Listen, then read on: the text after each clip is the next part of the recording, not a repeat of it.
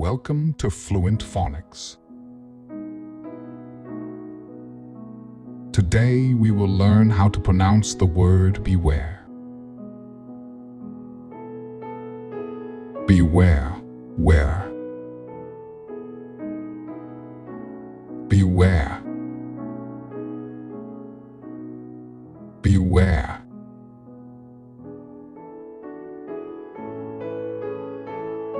Here's an example of how one might use it in a sentence. Beware of the dog. He can be aggressive towards strangers. The word beware is used to warn someone to be cautious or vigilant about potential danger, threats, or risks in their surroundings.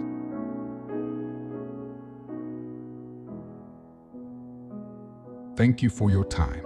If you enjoyed this, please like and subscribe for further content.